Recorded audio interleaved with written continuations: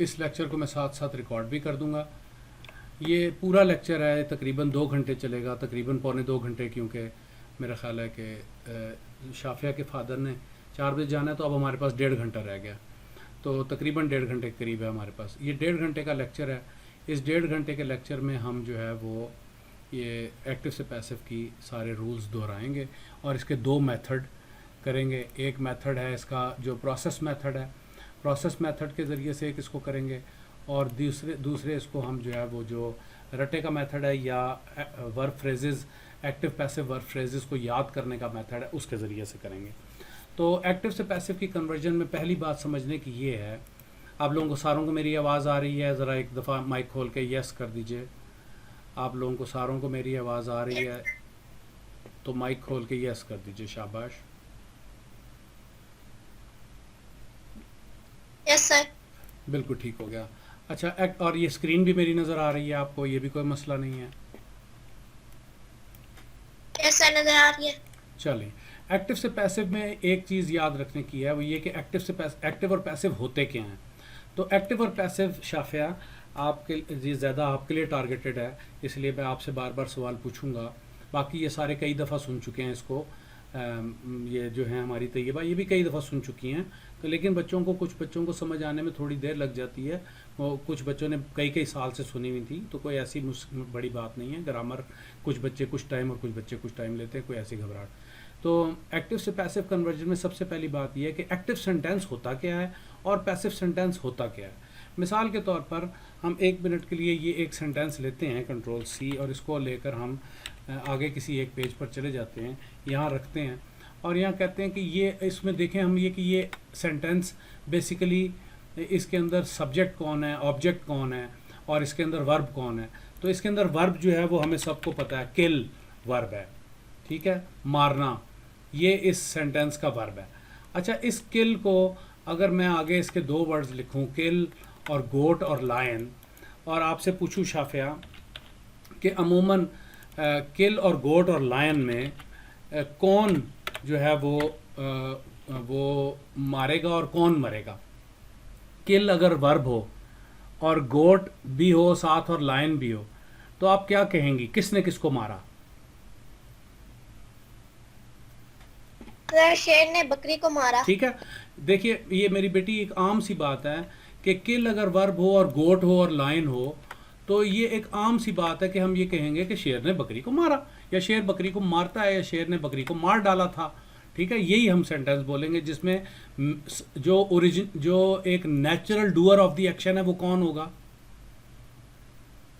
Natural doer, काम का करने वाला, फितरी करने वाला कौन होगा? लाइन। बिल्कुल ठीक कह रही हैं आप। इस लाइन को उठाकर हम यहाँ ले आते हैं, और वर्ब होगा किल, ठीक है बात, और जिसको मारा जाएगा वो अमूमन कौन होगी?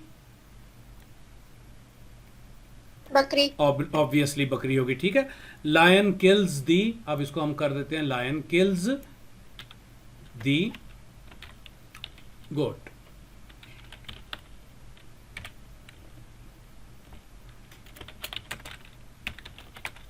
ये हमने इसको यूं बना दिया, लायन किल्स दी गोट, ठीक है जी। ये एक जुमला सीधा जुमला है। इसमें आप गौर से देखिए कि ये एक अदद काम हुआ है जो कि करने वाला जो है वो फ्री हैंड ले लेते हैं, करने वाला लायन था, उसने किया क्या है, मारा है। और किसको मारी गई कौन है? गोट। मैं स्मार्ट यस लाइव स्केच ले लेते हैं, पहले फिर से इसको दूर करूं, ये करीब हो गया ज़्यादा। तो ये एक फितरी जुमला है। इस फितरी जुमले में काम का करने वाला लायन, इस काम के करने वाले ने किया क्या है, किल किया है, और वो किस, कंट्रोल Z, ये क्या चीज़ ले ली, आर्टिस्टिक मीडिया ले लो। इस लायन ने काम क्या किया है, किलिंग का, और ये किलिंग का काम किसके ऊपर हुआ है, गोट के ऊपर, ठीक है। तो एक तो ये बात याद रखने की है कि कोई ऐसा सेंटेंस एक्टिव से पैसिव कन्वर्ट नहीं हो सकता जिसके अंदर ऑब्जेक्ट मौजूद ना हो, और उसकी रीज़न अभी थोड़ी देर में आपको पता लग जाएगी। ऑब्जेक्ट जिनमें मौजूद होता है ये सेंटेंसेस सिर्फ एक्टिव से पैसिव में कन्वर्ट हो सकते हैं। अच्छा, अब ये यहाँ पर हम इस जुमले को एक और अंदाज में लिखते हैं।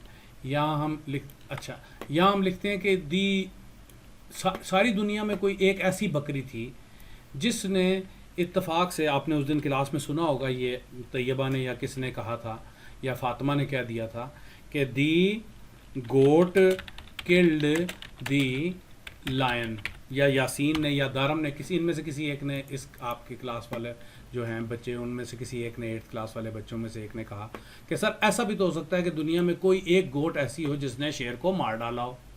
तो ठीक है, मुझे कोई एतराज़ नहीं है।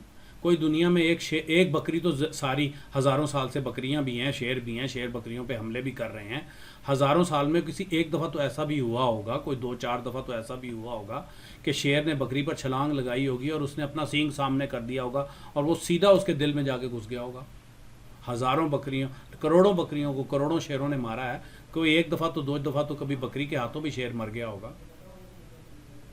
तो अगर बकरी ने ही मारा है तो फिर और जुमले के अंदर भी बकरी ही सब्जेक्ट है। आप सब्जेक्ट जानती हैं क्या होता है शाफिया? जुमले का सब्जेक्ट क्या होता है? जी सर। नहीं है जी? जी। जी, अच्छा। शर्म नहीं बेटी किसी चीज से करनी, सीखने के अंदर किसी चीज का शर्म किसी चीज का नाम नहीं है। वो कहते हैं इल्म की दवा सवाल है। इल्म का मर्ज है ना, इल्म की कमी का मर्ज, उसकी दवा जो है अद्दवा उल इल्म अस्सवालुन, अद्दवा उल इल्म अस्सवालु। इसके इल्म की जो दवा है ना, ये सवाल है। आप सवाल से बिल्कुल परेशान ना हो और बिल्कुल किसी चीज़ को अपनी शर्मिंदगी ना समझना, फिर आप इंशाल्लाह सारे का सारा सीख जाएंगे।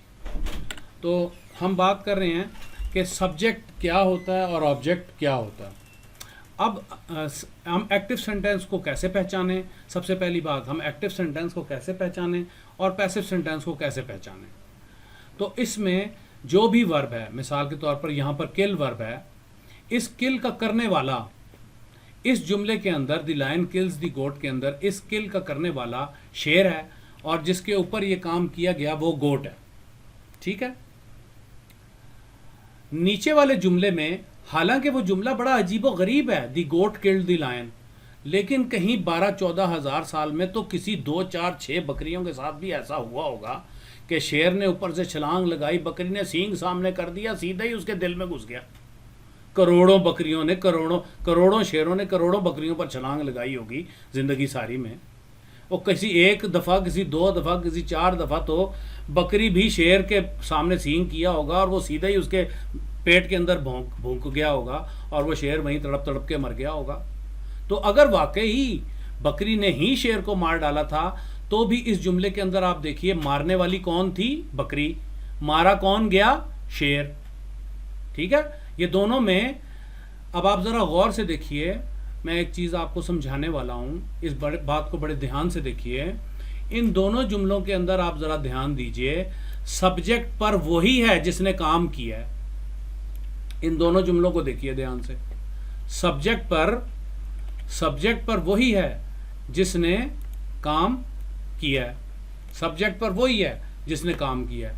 लायन ने मारा था तो सब्जेक्ट ऑफ द लायन, इस जुमले के अंदर, ये जो जुमला है, इस जुमले में lion subject of the sentence है और ये lion subject of the sentence है और इसी ने मारा था और यही सब्जेक्ट है। ठीक है बात? ठीक, ये बात समझ में आई? इस जुमले में लायन ने ही मारा है और वही सब्जेक्ट है। ठीक है ना बात? इसी तरह नीचे वाले जुमले को अगर आप गौर से देखें तो बकरी ने ही मारा है और बकरी ही सब्जेक्ट ऑफ दी सेंटेंस है। कोई दुनिया में 2 करोड़ों बकरियां मरी हैं, चंद बकरियां ऐसी भी थी, उसके बारे में बात आई थी, गोट किल्ड द लायन। एक बकरी ऐसी थी, उसने, शेर ने हमला, छलांग मारी ऊपर, इसने सींग सामने किया, the goat killed the lion, goat के हाथों शेर मारा गया। ठीक है, बिल्कुल। यहाँ पर देखिए, the goat killed the lion, यहाँ पर भी सब्जेक्ट ऑफ द सेंटेंस कौन है जिसके बारे में हम बात कर रहे हैं? अगर आपको सब्जेक्ट ऑब्जेक्ट समझने की जरूरत है मेरी बेटी तो मुझे कहिए, मैं आपको सब्जेक्ट ऑब्जेक्ट दोबारा समझाऊंगा। अगर आप सब्जेक्ट ऑब्जेक्ट के मामले में बिल्कुल क्लियर हैं तो हम आगे चलते हैं।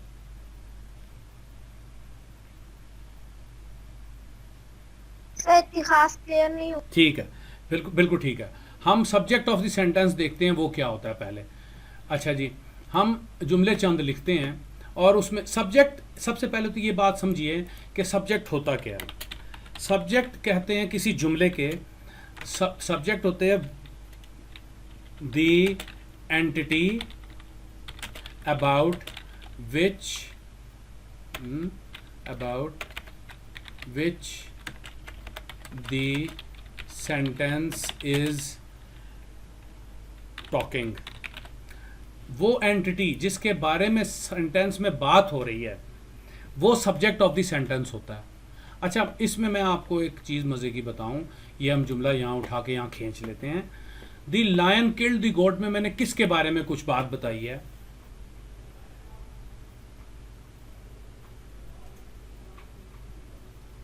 लायन के बारे में। क्या मैंने गोट के बारे में कुछ बताया है बेटी? अच्छा, मैं आपको बताऊं, मैं ये मुश्किल सवाल है, मैं आपको इसका जवाब देता हूं। आंखों से देखने में ऐसा लगता है मैंने बताया ना गोट के बारे में, कोई शेर ने उसे मार दिया, लेकिन ग्रामर के एतबार से, ग्रामर की रूह से यहां पर मैंने बात लायन के बारे में की है। क्या की है? मैंने लायन के बारे में बात की है, यानी subject of the sentence lion है, और मैंने जो बात की है वो ये है कि इसने क्या किया, शेर ने बकरी को मार। किल्ड द गोट। ठीक है, ठीक बात है। अच्छा, इस जुमले को एक और जुमला यहां पर लिखते हैं हम, और यहां देखते हैं ऐसा जुमला जिसके अंदर गोट जो है वो सब्जेक्ट ऑफ द सेंटेंस हो जाए। The goat is grazing the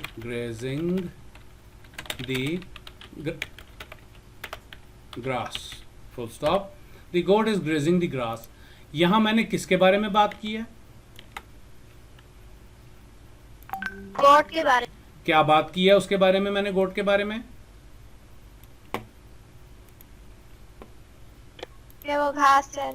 कि वो घास चर रही है। ठीक है, तो यहां पर subject of the sentence grass नहीं है। ये हर जुमले के दो लाजमी जुज्व होते हैं जिनको मैंने जो आपकी आंखों के सामने इस वक्त मौजूद हैं। ये हर जुमले के दो लाजमी जुज्व होते हैं, इसके बगैर जुमला नहीं होता। कि किसके बारे में बात की है, इसको कहते हैं सब्जेक्ट। मैं यहां लिख देता हूं, जिसके बारे में बात की गई है उसको कहते हैं सब्जेक्ट, और जो बात बताई गई है उसके बारे में, इसको तैयबा क्या कहते हैं बेटी? जो बात बताई गई है उसके बारे में इसको क्या कहते हैं?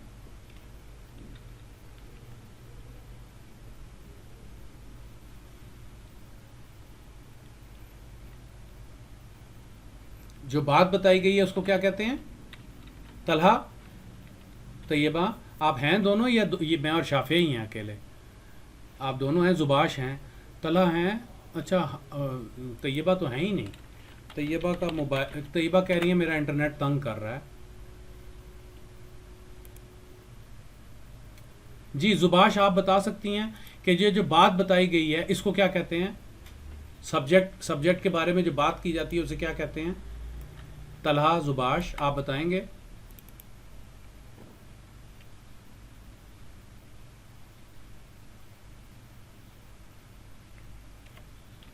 नहीं याद आ रहा। इसको कहते हैं प्रेडिकेशन। तो ये दो लाजमी जुज्व हैं जुमले के, कि जुमले के अंदर सब्जेक्ट भी ज़रूर मौजूद होगा, जुमले में सब्जेक्ट मौजूद होगा, और जुमले के अंदर ऑब्जेक्ट भी, जो जुमले के अंदर प्रेडिकेशन भी मौजूद होगी। प्रेडिकेशन के मैंने उसके बारे में बात क्या की है। मिसाल के तौर पर हम एक उर्दू का जुमला लिखते हैं, मैं उर्दू के इनके अल्फाज भी बता देता हूँ आपको। उर्दू के इनके अल्फाज क्या होते हैं? मिसाल के तौर पर अहमद ने, इस टेक्स्ट को हम राइट टू लेफ्ट की ओरिएंटेशन में चेंज कर दें, पहले ये वहाँ कोनों में घुस जाएगा। अहमद ने, और इसको जमील में बदल देते हैं। अहमद ने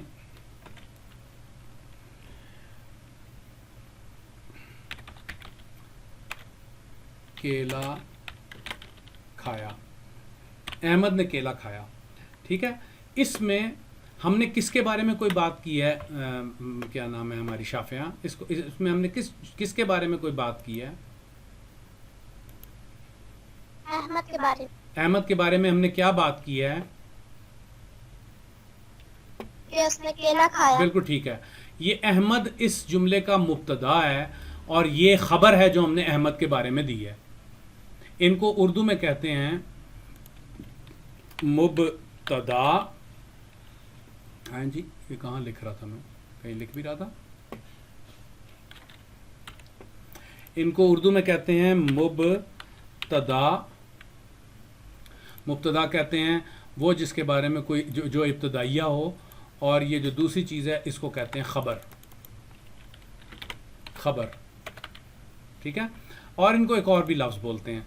आपने अगर उर्दू की ग्रामर आप लोगों ने अच्छे तरीके से की हुई है तो इनको मुब्तदा को मसनद इलह भी कहते हैं, मसनद इलह, और इसको मसनद भी कहते हैं,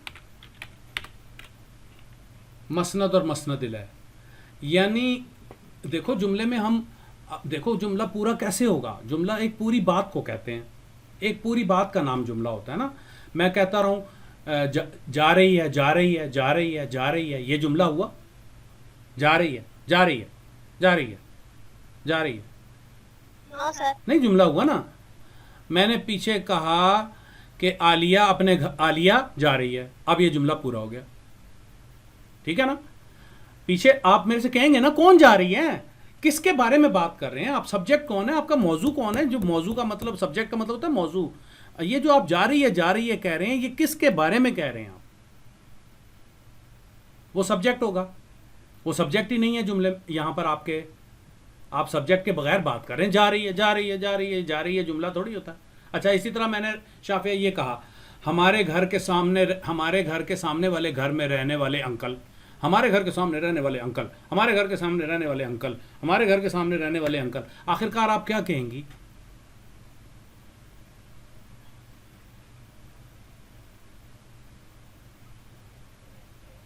क्या कहेंगी? हमारे घर के सामने रहने वाले अंकल। हाँ, हमारे घर के सामने जो अंकल रहते हैं वो। अच्छा चलो मैं इसको आसान करता हूँ। हमारी गली के सब लड़के, मैं एक बोले जा रहा हूँ, मैं एक बात रटे जा रहा हूँ। हमारी गली के लड़के, हमारी गली के लड़के, हमारी गली के लड़के, हमारी गली के लड़के। आखिरकार आप क्या कहेंगी? ये जुमला पूरा है? खेल रहे हैं। हाँ, ये जुमला पूरा है? हमारी गली के लड़के, हमारी गली के लड़के, ये कोई जुमला है? नो। नहीं ना। आखिरकार आप मुझसे क्या पूछेंगी? नहीं। सर आप हमारी गली के लड़के, हमारी गली के लड़के, क्या पूछेंगी आप मुझसे, क्या सवाल करेंगी? क्या कर रहे हैं? हाँ सर क्या कर रहे हैं सर, वो उनके बारे में आप क्या कहना चाहते हैं? आप हमारी गली के लड़के, हमारी गली के लड़के कहते जा रहे हैं, आप बताइए आप उनके बारे में क्या कहना चाहते हैं? मैंने कहा हमारी गली के लड़के सारी रात क्रिकेट खेलते हैं। बात पूरी हो गई। किसके बारे में बात की? हमारी गली के लड़के। क्या बात की? सारी रात क्रिकेट खेलते हैं। हो गई ना पूरी बात। यानी मुब्तदा ना हो, सिर्फ खबर से भी, जा रही है, जा रही है, जा रही है, ये खबर है। मुब्तदा के बगैर, मसनद इलह के बगैर बात कर रहा हूं मैं, बस बात बता रहा हूं। ये नहीं बता रहा किसके बारे में, उसका नाम नहीं ले रहा। अगर मुब्तदा ना हो तो खबर, अकेली खबर जुमला नहीं बनाती, और अगर आगे खबर ना हो तो सिर्फ मुब्तदा भी पूरा जुमला नहीं बनाता। मसलन हमारी गली के लड़के, हमारी गली के लड़के, हमारी गली के लड़के, हमारी गली, इससे जुमला नहीं बनता जब तक आगे मैं इनके बारे में कोई बात नहीं करूंगा। ठीक बात हुई? ये बात समझ में आई? जी सर। अच्छा, अब हम देखते हैं, Yes. अब हम देखते हैं बच्चे कि सब्जेक्ट और ऑब्जेक्ट क्या होते हैं। एक मिनट, कंट्रोल जी। अब हम देखते हैं कि सब्जेक्ट और ऑब्जेक्ट क्या होते हैं। सब्जेक्ट किसे कहते हैं? एक तो ये बात आपको समझ में आ गई कि सब्जेक्ट जो है ना वो, बल्कि ये मैं इंग्लिश में लिखूं तो ज़्यादा आपको अच्छा लगे, ये उर्दू में ज़रा सा मुश्किल हो जाएगा। हम ये कहते हैं अहमद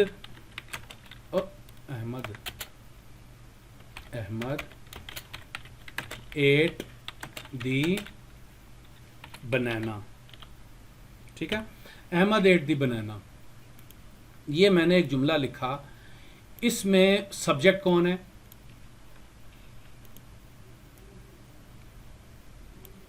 अहमद। ठीक है, अहमद सब्जेक्ट है। और उसके बारे में प्रेडिकेशन क्या है? At the banana. बिल्कुल ठीक है। अब इस प्रेडिकेशन को हम देखते हैं, यहां पर एक वर्ब आ रहा है एट। वर्ब क्या आ रहा है? Eat, ate, eaten, eating. Verb है यहां पर ये एट। ठीक है बात?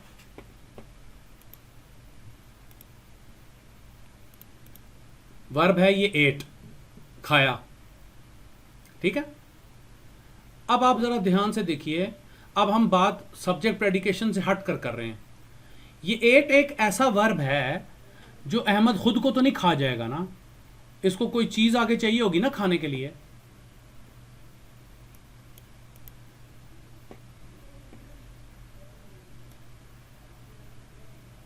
ठीक है, बात समझ में आ रही है?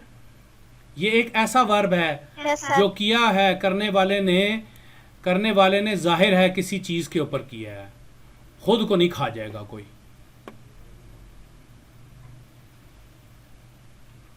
करने वाले ने किया है,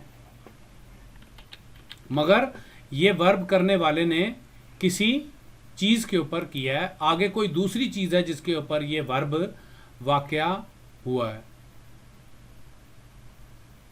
ठीक है बात? जी। ये अहमद ने काम किया है खाने का, और किस चीज पर किया है? वाकया किस पर हुआ है ये अमल? बनानास पर।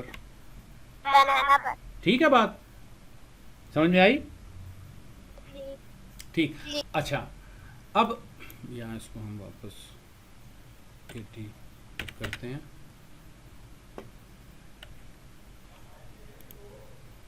अच्छा, इसमें जो सब्जेक्ट है ये अहमद का वर्ब है और बनाना के ऊपर वाकया हुआ है।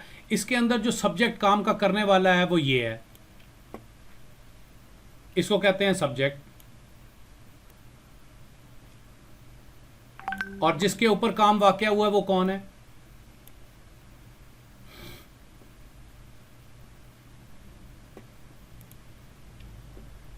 जिसके ऊपर काम वाकया हुआ है वो कौन है? ऑब्जेक्ट। ऑब्जेक्ट वो कौन है बेटी? यहां पर वो ऑब्जेक्ट कौन है?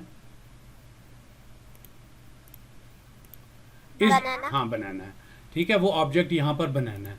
तो एक है यहां सब्जेक्ट और दूसरा है यहां पर ऑब्जेक्ट। ऑब्जेक्ट इस जुमले के अंदर बनाना है। ठीक हुई बात? ये ऑब्जेक्ट ना हर जगह मौजूद नहीं होता, ये बात जहन में रखिए। ये ऑब्जेक्ट हर जगह मौजूद नहीं होता। बहुत से वर्ब्स ऐसे हैं जो अपने आगे ऑब्जेक्ट नहीं मांगते। मिसाल के तौर पर इस जुमले को देखिए, ये मैं एक नया जुमला लिखने लगा हूँ। इस जुमले को देखिए, दी फ्रॉग जंप्ड। क्या किया फ्रॉग ने?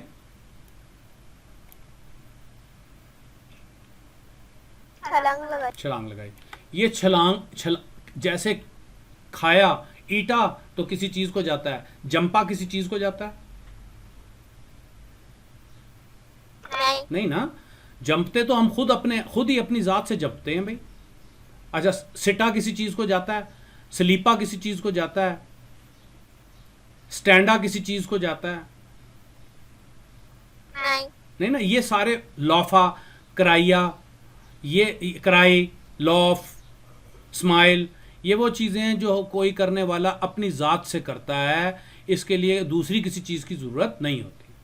जबकि इसके मुकाबले में बहुत से वर्ब्स ऐसे हैं, ईट, प्ले, ड्रिंक, कुक, ब्रेक, पुल, पुश, सी, लर्न, राइट। ये वो वर्ब्स हैं जो हम कोई किसी दूसरी चीज़ को करेंगे। राइट किया तो क्या किया? लेटर। वॉच किया तो क्या किया? ड्रामा। ब्रेक की तो क्या चीज की कर दी? चेयर। मेक किया तो क्या किया? टेबल। लेकिन जंप किया तो क्या किया? ये नहीं, ये बात ठीक नहीं है। सिट किया तो क्या किया? ये बात ठीक नहीं है। स्लीप किया तो क्या किया? ये बात ठीक नहीं है। स्लीप किसी चीज को नहीं किया जाता, स्लीप तो बंदा खुद ही हो जाता है। सिट तो किसी चीज को नहीं किया जाता, सिट तो बंदा खुद ही हो जाता है। तो कुछ वर्ब्स ऐसे हैं जो बाद में समझाने की कोशिश कर रहा हूँ, वो ये है कि कुछ वर्ब्स ऐसे हैं जो अपने आगे ऑब्जेक्ट मांगते हैं और कुछ वर्ब्स ऐसे हैं जो अपने आगे ऑब्जेक्ट नहीं मांगते। यानी ये ज़रूरी नहीं है कि जुमले में जहाँ पर भी कोई सब्जेक्ट मौजूद हो वहाँ ऑब्जेक्ट लाजमन मौजूद होगा, ये कोई ज़रूरी नहीं है। जुबाश आप मौजूद हैं तो ज़रा माइक खोल के सलाम कीजिए हमें, मैं आपको ये सुनवाना चाह रहा हूँ। जुबाश ज़रा माइक खोल। Thank you very much. Taiba Gulfaraz ने आना था और तैयबा गुलफराज को बहुत सख्त ज़रूरत थी इसकी, और वो अब आप ज्वाइन नहीं कर रही हैं, अल्लाह की वलिया। अच्छा ठीक है जुबाश बेटे, मैं आप लोगों को सुनाना चाह रहा हूँ, आप दोनों बहन भाइयों को दोबारा ये बात, सारी बात दोबारा सुनाना चाह रहा हूँ ताकि आपको ये दोबारा क्लियर हो जाए। अच्छा जी, तो हमारा अब ये वो बना कि सब्जेक्ट जो है वो जुमले के अंदर लाजमन मौजूद होगा, हर सूरत में मौजूद होगा। सब्जेक्ट के बगैर जुमला ही नहीं है। सब्जेक्ट और आगे प्रेडिकेशन, किसके बारे में बात कर रहे हो, क्या बात कर रहे हो, किसके बारे में बात कर रहे हो, क्या पूछ रहे हो, किसके बारे में पूछ रहे हो, क्या पूछ रहे हो, किसके बारे में कोई एक्सक्लेमेशन कर रहे हो और क्या कर रहे हो, किसके बारे में किसको कुछ करने को कह रहे हो और क्या करने को कह रहे हो। हर जुमले के अंदर सब्जेक्ट भी होगा और प्रेडिकेशन भी होगी, सब्जेक्ट भी होगा और प्रेडिकेशन भी होगी। कभी कभी वो सब्जेक्ट छुपा हुआ होगा। मिसाल के तौर पर जुमला इम्पेरेटिव जो जुमले होते हैं, इसमें कोई हमारे सामने खड़ा होता है, हम उसको कहते हैं सिट डाउन। यहाँ मैंने सिट डाउन कहा है, प्रेडिकेशन दी है, यानी मैंने उसके बारे में कोई बात की है, ये इम्पेरेटिव है। इस वक्त मेरा सेंटेंस ये इम्पेरेटिव है, इसमें सब्जेक्ट नज़र नहीं आ रहा कहीं पर, लेकिन इसमें सब्जेक्ट कौन है जुबाश?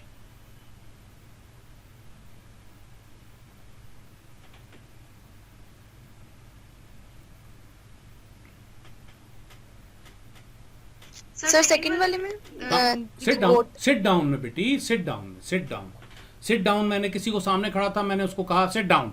यहाँ सब्जेक्ट कौन है? आप अपने सामने लिखे हुए ये सेंटेंसेस ना देखिए, मेरी ज़बान से बोले हुए सेंटेंसेस सुनिए। मेरे सामने एक साहिब खड़े थे, मैंने उनको कहा स्टार्ट डूइंग दी वर्क, काम करना शुरू कर दो भाई। बताइए इसमें सब्जेक्ट कहीं है आपको नज़र आ रहा? नहीं। लेकिन फिर भी इसमें सब्जेक्ट मौजूद है। कोई जुमला बगैर सब्जेक्ट के नहीं होता। यहाँ सब्जेक्ट इसलिए नहीं लिखा जाता, ये हम अपने सामने खड़े होने वाले बंदे को ये कह रहे हैं basically you start doing your work, मगर यहाँ पर ये सब्जेक्ट इसलिए लिखा नहीं जाता, या ये सब्जेक्ट इसलिए होता ही नहीं है यहाँ पर। यहाँ बेसिकली सब्जेक्ट हिडन है। इसको कहते हैं जो मसनद है या मुब्तदा है, वो मुस्ततिर है, छुपा हुआ है। ये मुस्ततिर मुब्तदा है इसका जो मसनद इला है वो छुपा हुआ है, क्योंकि हम कभी ऐसे नहीं कहते तुम अपना काम शुरू कर दो, और अगर हम कह भी दें तब भी ये यू के बाद देखिए मैंने कॉमा लगाया हुआ है, ये सब्जेक्ट ऑफ द सेंटेंस नहीं बनता। Subject of the sentence imperative sentences जिनमें हम किसी को कुछ करने को कहते हैं, इनमें इस तरह के सेंटेंसेस के अंदर सब्जेक्ट ऑफ द सेंटेंस हमेशा छुपा हुआ होता है, और ये जुमला परफेक्टली ऑल राइट है, मगर इसका सब्जेक्ट हमेशा यू होता है, क्योंकि मैं यू को कह रहा हूं, सब्जेक्ट वो है।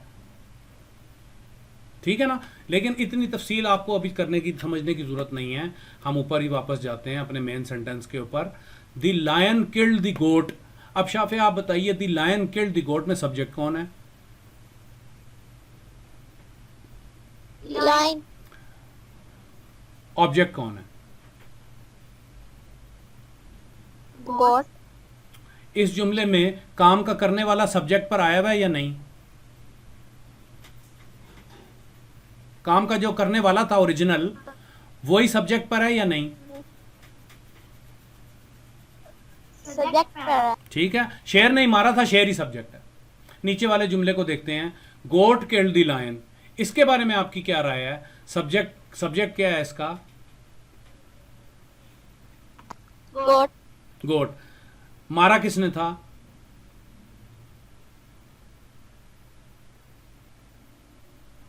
मारा किसको था? नहीं, किसने था? काम का करने वाला कौन था? डूअर ऑफ द एक्शन कौन था इस जुमले में? हाँ, गोट ही डूअर ऑफ द एक्शन थी। तो मेरा सवाल ये है, क्या इस जुमले में भी हालांकि ये बड़ी अजीब सी बात लग रही है, गोट ने लायन को मार दिया, मगर बहरहाल क्या इस जुमले में भी आप ये बताइए जिसने जो डूअर ऑफ द एक्शन था वही सब्जेक्ट है? वही है ना? तो ये याद रखिए, एक्टिव सेंटेंस की ये डेफिनेशन है, if the doer of the action is the subject of the sentence, comma the sentence is an active sentence. अगर doer of the action he subject of the sentence हो, चाहे वो बात इंतहाई अजीबो गरीब हो, गोट ने शेर को मार डाला, बड़ी अजीबो गरीब बात है, मगर बहरहाल मार दिया, मैं क्या करूं? मैंने कंट्रोल Z, मार दिया गोट ने शेर को, और मैंने जुमला भी गोट को ही सब्जेक्ट बनाकर किया कि गोट ने शेर को मार डाला। ये सब्जेक्ट पर जो आ रही है उसी ने काम किया था, सब्जेक्ट पर जो आ रहा है काम भी उसी ने किया हुआ है। तो इसको कहते हैं active sentence. When the doer of the action, काम का करने वाला, सब्जेक्ट ऑफ द सेंटेंस हो, इस सेंटेंस को एक्टिव सेंटेंस कहते हैं।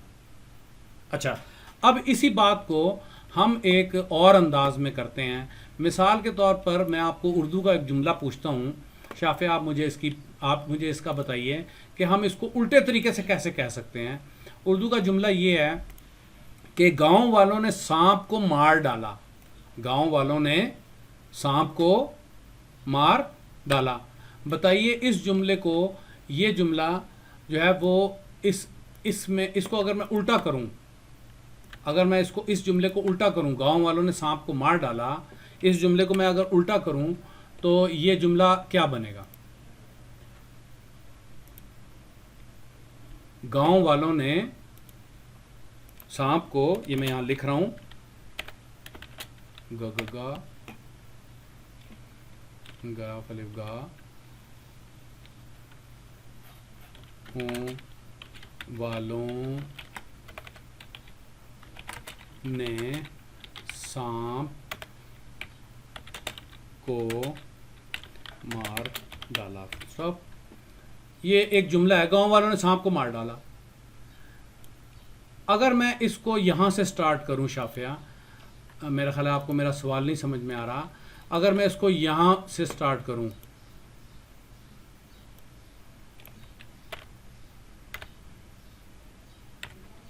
सांप से, सांप, मैंने सांप के बारे में बताना है, सांप के साथ क्या हुआ, यही बात कहनी है। गांव वालों ने मार डाला, सांप गांव वालों के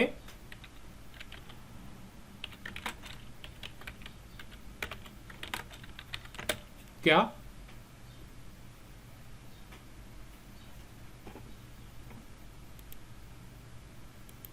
सांप गांव वालों के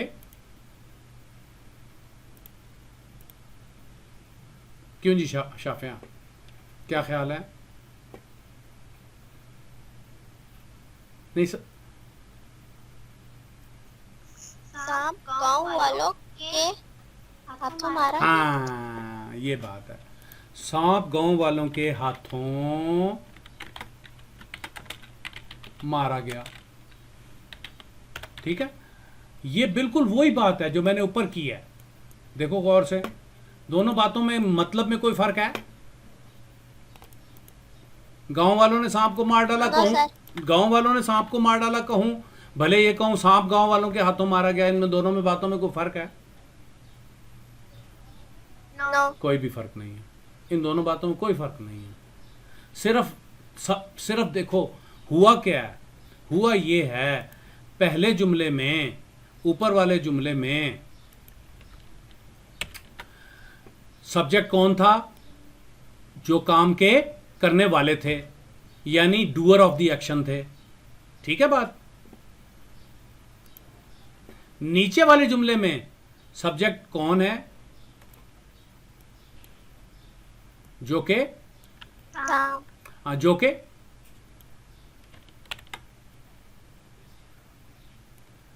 के एक्शन का करने वाला था क्या? ये तो मारा गया उनके हाथों। ये नेचुरल, इसको कहते हैं natural receiver of the action.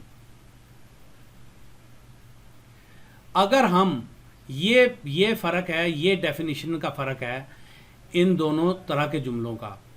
अगर हम, अब जरा ध्यान से सुनिए, ये ध्यान से सुनिए, एक दफा में जिंदगी में काफी हो जाता है ये सुनना। अगर हम बात करते वक्त नेचुरल एजेंट या डूअर ऑफ द एक्शन को, natural doer of the action को, जिसने काम किया है उसी को सब्जेक्ट ऑफ द सेंटेंस बनाएं, जैसा कि हमने इस जुमले के अंदर बनाया है। इस जुमले में अगर हम नेचुरल एजेंट को या नेचुरल डूअर को सब्जेक्ट ऑफ द सेंटेंस बनाएं, गांव वालों ने मारा, गांव वाले ही सब्जेक्ट, तो ये एक्टिव सेंटेंस कहलाता है। अगर हम natural receiver of the action को, जैसा कि हमने दूसरे जुमले के अंदर बनाया, नेचुरल रिसीवर, रिसीवर जिसके ऊपर काम वाक़या हुआ है, यानी जो असल में मफ़ऊल था, फ़ाइल मफ़ऊल उर्दू के जानती हैं ना, जो असल में मफ़ऊल था, इस मफ़ऊल को अगर हम सब्जेक्ट ऑफ द सेंटेंस बनाकर, बात वही की है मैंने, सांप ही मारा गया है, मारा भी गांव वालों नहीं है, मगर बात को अब मैंने सब्जेक्ट बना, किसको बना दिया? सांप को। ऊपर सब्जेक्ट था गांव वाले जिन्होंने काम किया था, नीचे वही बात की है, मगर सब्जेक्ट बना दिया सांप को जो मारा गया, तो सांप गांव वालों के हाथों मारा गया। ठीक है? ठीक, तो ऊपर वाले सेंटेंस को कहते हैं एक्टिव सेंटेंस, जिसमें subject of the sentence natural doer of the action होता है, और नीचे वाला सेंटेंस इसको कहते हैं पैसिव सेंटेंस, जिसमें subject of the sentence natural receiver of the action होता है। इतनी बात काबू हुई? जी सर। आगे चलते हैं।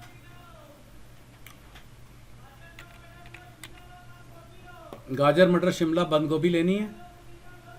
बाहर बेचने आया है। ना सर। पालक धनिया भी बेच रहा है, अगर वो नहीं चाहिए तो पालक धनिया मिल जाएगा।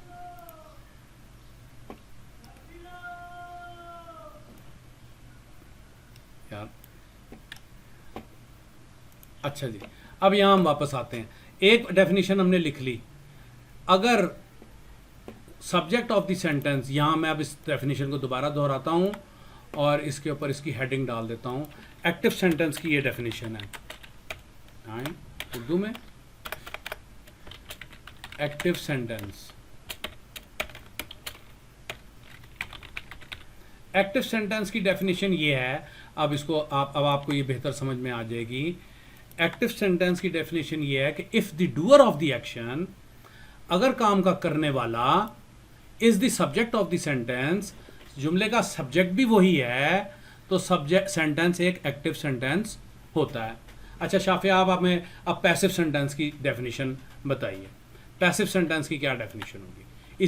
इसी सेंटेंस को, इसी कंट्रोल जी, इस डेफिनेशन को देखते हुए आपकी राय में पैसिव सेंटेंस की अब क्या डेफिनेशन होगी? आप हमें पैसिव सेंटेंस की डेफिनेशन लिखवाइए। एक होता है ना डूअर, दूसरा होता है रिसीवर। जहां एक को डूअर कहते हैं ना, दूसरे को रिसीवर कहते हैं।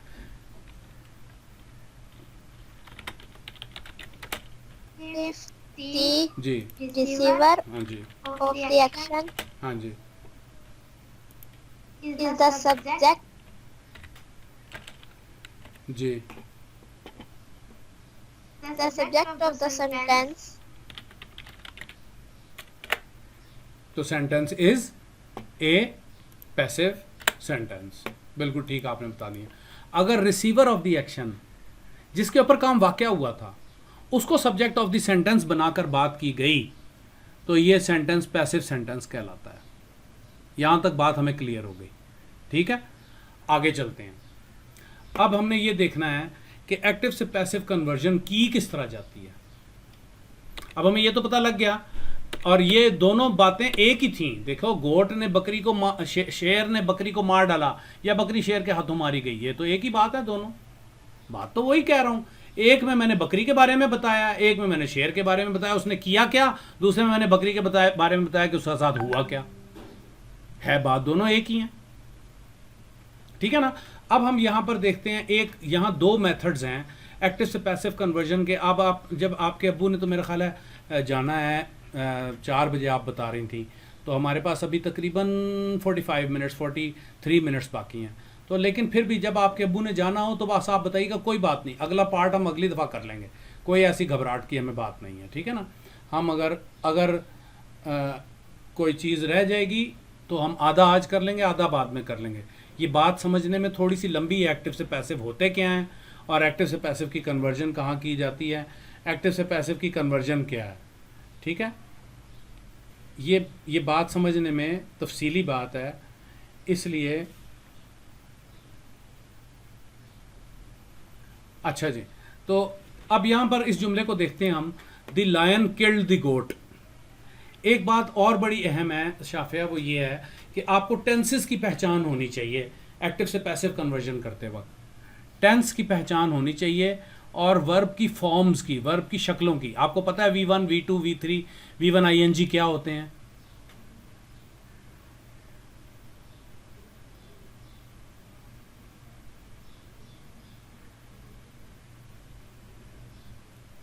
Shafia, forms of the verb आपको क्लियर हैं?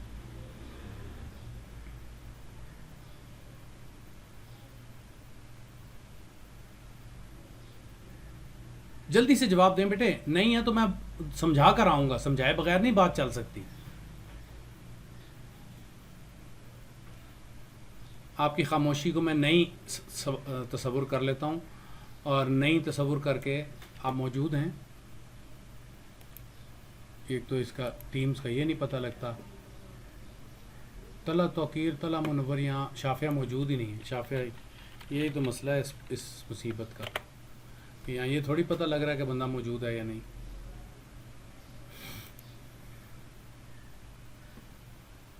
जुबाश आप बैठी हुई हैं, तला आप बैठे हुए हैं, तला तौकीर तला मुनव्वर दोनों। जी सर। हाँ, शाफिया आउट हो गई थी। शाफिया, आप क्या हुआ था मसला?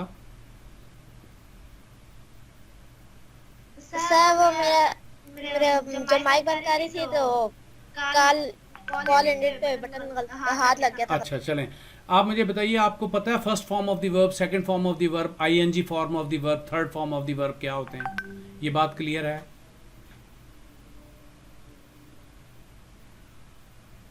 नहीं सर। नहीं क्लियर है। चलें, इसको भी समझ कर आते हैं पीछे। इसके बगैर, इन सारी बातों के बगैर एक्टिव से पैसिव की कन्वर्जन मुश्किल हो जाएगी। इस बात को भी समझ कर आते हैं। हम यहाँ दोबारा लिखते हैं।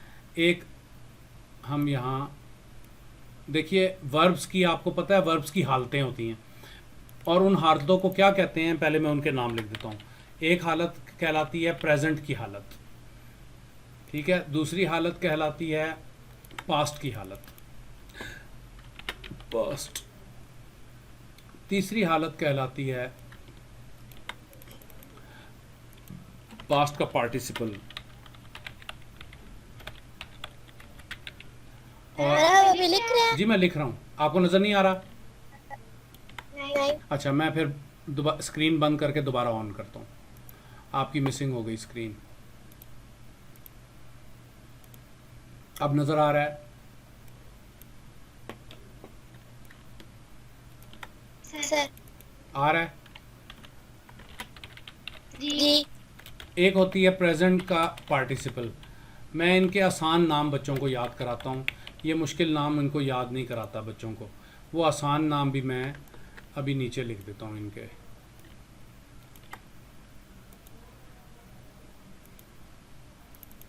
एक को कहते हैं V1,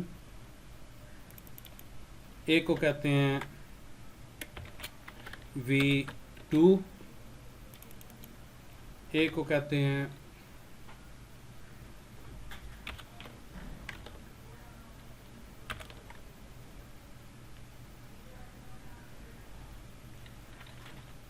V3, एक को कहते हैं V1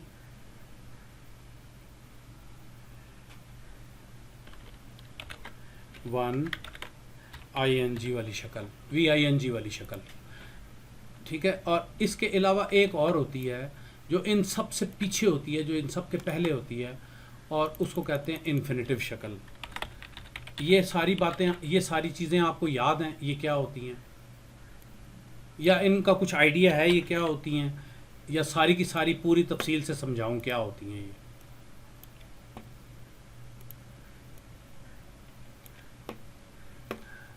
अच्छा, वैसे ही मैं आपको एक मिसाल दूं बेटी, आपको आती हैं, मैं आपको बताऊं ये आपको आती हैं।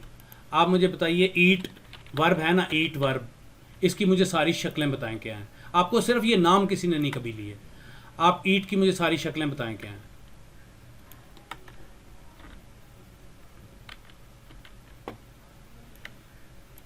ईट की सारी शक्लें लिखवाएं। ईट माजी में क्या हो जाता है? Ate, ate, ate, ate, ate. और तीसरी शक्ल, थर्ड फॉर्म इसकी क्या है? Eat, ate, eaten. और ING वाली शक्ल इसकी क्या है? ईटिंग, ठीक है। क्या बेटे कह रहे हो आप? बार बार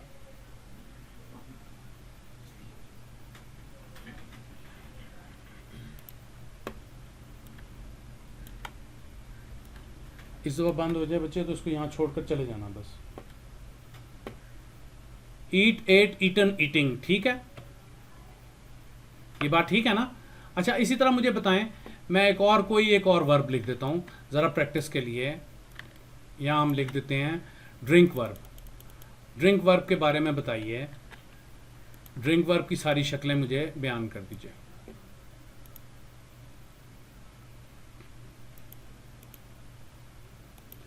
बताइए जी शाफिया, ड्रिंक वर्ब है, ड्रिंक वर्ब की सारी शक्लें बताइए। एक तो हो गया ड्रिंक, दूसरा नहीं ड्रैंक, V2 होती है ड्रैंक, तीसरा ड्रंक, और ING वाली शक्ल ड्रिंकिंग, ठीक है। अच्छा, ये जो शक्लें हैं ना, ये वाली शक्लें, इस शक्लों के अंदर एक आपको ये भी पता होगा, यहाँ इस ईट के साथ, ये मैं क्या किया, इसको लॉक कर लूँ। इस ईट के साथ एक शक्ल और भी होती है, अगर शी हो तो क्या कहलाता है? ईट के ईट्स,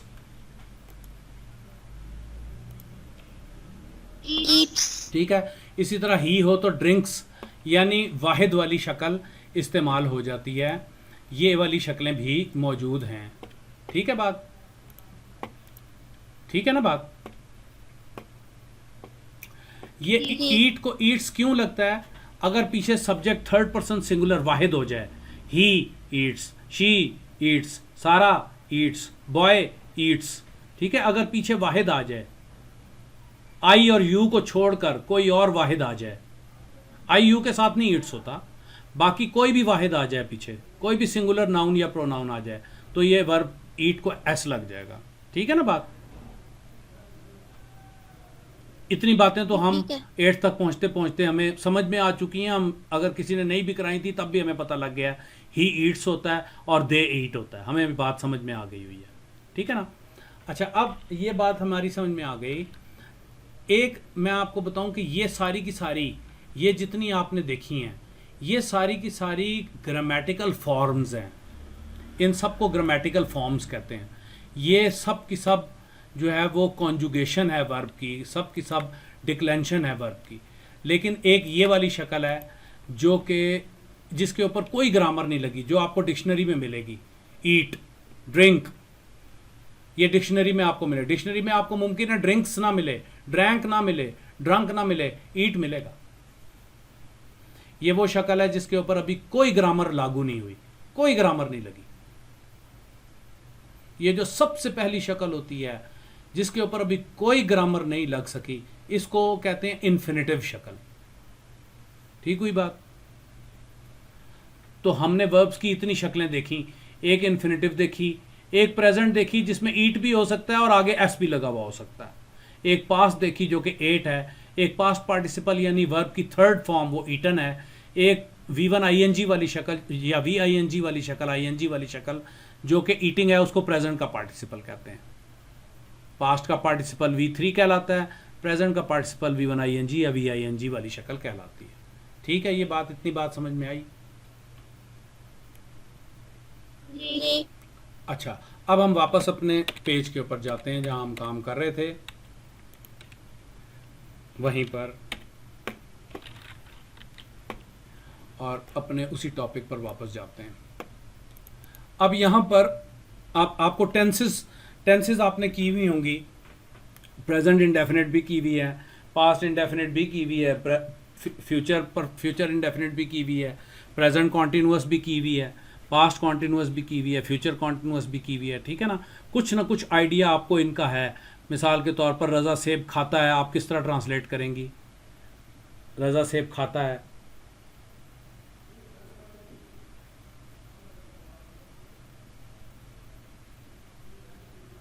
रजा is eats. रज़ा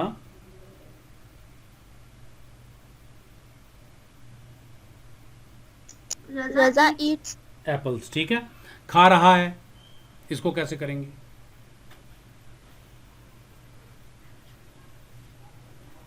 आ रहा है। जी, खा रहा है, खा रहा है, रज़ा सेब खा रहा है।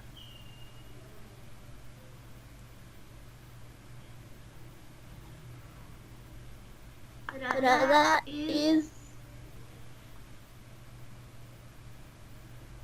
रजा is eats. रज़ा सेब खा रहा है बेटी, खा रहा है।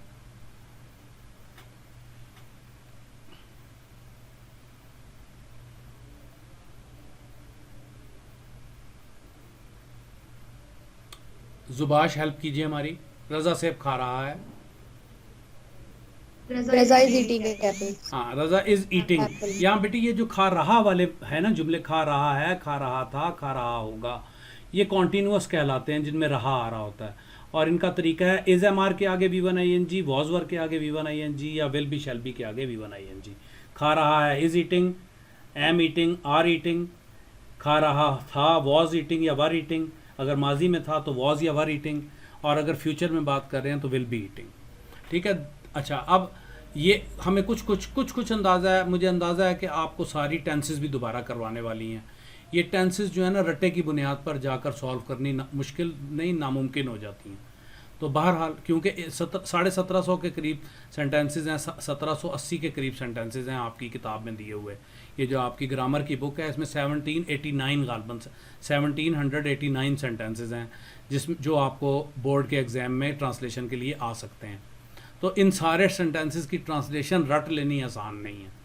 बहरहाल अब मैं आपको यानी किसी दिन ना हम आप और मैं हम ये टेंसेस भी दोबारा करेंगे। आपको टेंसेस जो पिछले साल भी मैंने आपको नोटिफाई किया था कि आपको टेंसेस जो है ना वो 10-20 सेंटेंसेस रट्टे के अंदाज में स्कूल करवा रहे हैं। मैं नहीं ये चाहता कि आप बोर्ड में जाकर बैठें तो रट्टे के अंदाज में जाकर बैठें, बल्कि आपके 8 मार्क्स जो है ना वो आपके ट्रांसलेशन है, जो आपने लेसन का पैसेज ट्रांसलेट करना होगा उसके 8 मार्क्स होते हैं, और 5 मार्क्स हैं जो कि आपने 5 सेंटेंसेस 8 सेंटेंसेस दिए हुए होंगे, उनमें से 5 सेंटेंसेस की आपने इंग्लिश ट्रांसलेशन करनी होगी। तो ना बुक का सारी का तर्जुमे का रट्टा लग सकता है और ना ही ग्रामर के उन 1750-1800 सेंटेंसेस का रट्टा लग सकता है। आपको ये समझना होगा और ख़ुद करने के काबिल होना चाहिए। आप एक भी नंबर कटा कर ना आएँ तो ज़्यादा अच्छा है, आप इतना अच्छा स्टूडेंट हैं। आप एक भी नंबर ना कटा कर आएँ तो आप मुझसे बाद में दोबारा टाइम लीजिएगा, मैं आपको एक एक करके सारी टेंसेस रिवाइज़ करवा दूँगा जैसे मैंने अपनी क्लासेस को करवाई हुई हैं 2-3 साल में, जिस तरह इनको हमने करवाया उस तरह मैं आपको करवा दूँगा। अच्छा, अब यहाँ पर हम देखते हैं, यहाँ पर जो ये आप कुछ थोड़ा सा आपको परेशानी इसलिए होगी कि आप वर्ब्स की शक्लें नहीं पहचानती। बहरहाल हमारे साथ जुबाश भी हैं, हमारे साथ ये अगर हैं तैयबा हैं तो वो भी हैं, तला हैं वो हैं, तो ये आपकी साथ साथ हेल्प करते जाएंगे। हम यहाँ पर जो है वो अब देखते हैं कि इस एक मेथड है 5 स्टेप प्रोसेस। एक्टिव से पैसिव कन्वर्जन के 2 मेथड हैं। एक मेथड है जिसमें 5 स्टेप आप करते हैं, आप परफेक्ट कन्वर्जन कर देते हैं। ये पहले मैं आपको दोहरा देता हूँ। इसमें देखिए ये लायन किल्ड द गोट, ये एक एक्टिव सेंटेंस है। हम इसके नीचे दी हुई जितनी ये सारी बाकी दूसरी बातें हैं इन्हें मिटा देते हैं ताकि स्टेप बाय स्टेप हम इन्हें देखें, स्टेप बाय स्टेप देख कर आएँ। अभी ये ऐसे ही लिखी हुई हैं, लिखी तो ठीक हैं मगर ज़्यादा है। ये 5 स्टेप हैं। ये मैंने नीचे यूं ही लिख लिया जुमला, इसको आप बिल्कुल तवज्जो मत दें। ये मैंने अभी कन्वर्ट नहीं किया, सिर्फ मैंने वहाँ रख लिया है ताकि कंट्रोल ए, बल्कि मैं इसको यहाँ पर ऐसे ही लिख देता हूँ, कंट्रोल Z, कंट्रोल ई, और ये मैं ऐसे ही कुछ भी लिख के यहाँ छोड़ देता हूँ। ये मैंने अभी करना कुछ नहीं शुरू किया। तो ये 5 स्टेप जो एक्टिव से पैसिव कन्वर्जन के हैं वो ये हैं, अब आप उन्हें ध्यान से सुनिए। सब्जेक्ट को उठाकर ये 5 स्टेप मैं अब गिनने लगा हूँ। 5 स्टेप हैं जिसमें आप एक्टिव से पैसिव की कन्वर्जन करते हैं। सब्जेक्ट को उठाकर ऑब्जेक्ट की जगह पर ले जाइए, उस जगह ले जाइए, और ऑब्जेक्ट को पहले तो ये करनी चाहिए, जाहिर है सबसे पहले subject of the new sentence बनाना चाहिए। सबसे पहले तो ये बात क्या हुआ, सबसे पहले ये हुआ कि आपने ऑब्जेक्ट को उठाकर सब्जेक्ट बना दिया, यानी जो natural receiver of the action था उस natural receiver of the action को आपने सब्जेक्ट ऑफ द सेंटेंस, पहले वो वहाँ पर था ऑब्जेक्ट की जगह पर, आपने उसको सब्जेक्ट की जगह पर ले आए। तो यहाँ object natural receiver of the action क्या था पहले, द गोट, जिसके ऊपर काम वाक़या हुआ था। इसको अब आपने सब्जेक्ट ऑफ द सेंटेंस, जो आपने डेफिनेशन बताई उसके मुताबिक कि जब natural receiver of the action को सब्जेक्ट ऑफ द सेंटेंस बनाकर बात की जाए तो ये पैसिव सेंटेंस होता है। इसलिए मैंने यहाँ दी गोट, सबसे पहले यहाँ दी गोट रख ली कि इसको मैंने सेंटेंस का सब्जेक्ट बना दिया है। ठीक है, अब मैं इसके बारे में बात करूँगा। और लाइन को मैंने यहाँ पर डाल दिया इसलिए कि लाइन पहले सब्जेक्ट था, अब मैं इसको सब्जेक्ट नहीं रखना चाह रहा, अब मैं इसको अपने पैसिव सेंटेंस का ऑब्जेक्ट बनाना चाहता हूँ। 2 स्टेप हो गए। पहला स्टेप, हमने ऑब्जेक्ट को उठाकर सब्जेक्ट बना दिया, सब्जेक्ट को उठाकर ऑब्जेक्ट बना दिया, 2 स्टेप हो गए। इसके पीछे बाय लगा दीजिए, 3 स्टेप हो गए। लाइन के पीछे बाय लगा दीजिए, ठीक है, ये 3 स्टेप हो गए, 3 स्टेप हो गए। अब ये जो मेन वर्ब है, जो यहाँ पर किल्ड है, मेन वर्ब कहा है मैंने, ये आप बातें बड़े ध्यान से सुनेंगी। आपको ग्रामर काफ़ी सारी स्कूल्स ने छुड़वाई हुई है, आप बड़े ध्यान से सुनेंगी ये बात। मैंने कहा है मेन वर्ब, आगे जाकर मैं आपको बताऊंगा मैंने ये लफ्ज़ क्यों बोला था मेन वर्ब। मेन वर्ब यहाँ पर क्या है, किल्ड। मारा, असल वर्ब तो यहाँ पर किल है, ठीक है ना। इस किल्ड को, ये जिस भी हालत में है, इसको यहाँ नीचे आप V3 यानी third form of the verb के अंदर बदल दीजिए। तो किल की सारी शक्लें बताएं मुझे क्या होती हैं। किल, जुबाश बता दीजिए, किल की सारी शक्लें क्या होती हैं। किलिंग। ठीक है जी, आ गया किल्ड। हमने इसको V3 में बदल दिया, वो भी किल्ड है। V2 भी किल्ड थी, V3 भी किल्ड था, ठीक है। ये जो किल्ड था यहाँ पर, ये शाफिया कौन सी, ये किस हालत में है, ये V1 है, V2 है, V3 है, या V1 ING है, ये क्या है जी। ये जो ऊपर है, द लाइन किल्ड द गोट, इसमें जो किल्ड है ये कौन सी हालत में है, V2 की हालत में। बिल्कुल ठीक है, ये verb second form of the verb है, इसको यहाँ पर लिख देते हैं second form of the verb. और यहाँ हमने इसको तब्दील किस में कर दिया है,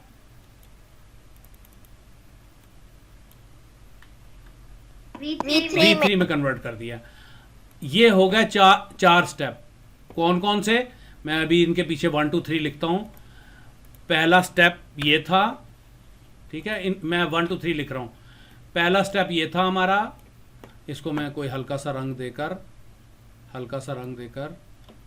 और इसको इसको एक ट्रांसपेरेंसी लगा देता हूँ ताकि इसके नीचे से हमें लिखा हुआ नज़र आता रहे। तो ये रहा पहला स्टेप, ये था कि हमने ऑब्जेक्ट को सब्जेक्ट बनाया था। दूसरा स्टेप, हमने सब्जेक्ट को ऑब्जेक्ट बना दिया था।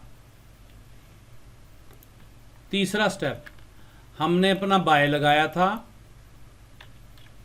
चौथा स्टेप, हमने इस वर्ब को V2 की हालत से बदलकर V3 कर दिया था मेन वर्ब को। ये चौथा स्टेप हो गया। और पांचवा स्टेप ये है, आपको ये सारा नजर आ रहा है जो मैं कर रहा हूं काम। पांचवा स्टेप ये है यहां। अब पांचवा स्टेप, जी सर। ये कौन बोला है?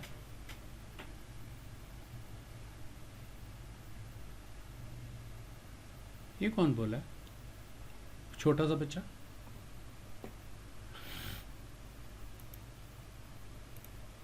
सर नवेरा भी ऐड है, हरम बोली उनकी। हरम बोली है? हरम बोली है नवेरा? ये कौन बोला है? फिर आप अपना, फिर कौन बोला है? चलो कोई बोला होगा, छोड़ें, ठीक है। अब पांचवा स्टेप क्या है? मैंने बोला था। हादी आप ही, शाफे आप ही बोल रही थी। अच्छा, आपकी बात बड़ी छोटे से बच्चे से निकली। अच्छा, पांचवा स्टेप ये है, आपने ये याद रखिए, अपना बी यहां पर एक खुद डालना है हमेशा। एक बी आपने अपना डालना है हमेशा। अब ये बताइए शाफे, आपको पता है बी क्या होता है?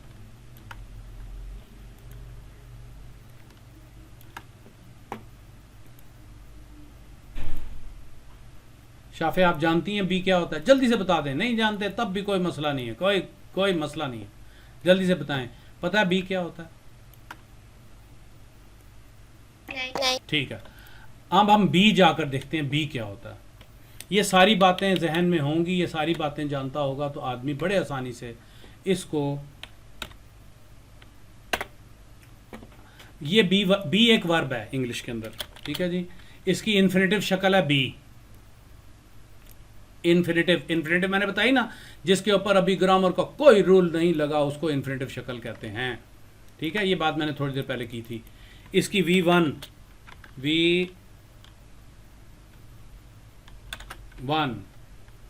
और इसकी V1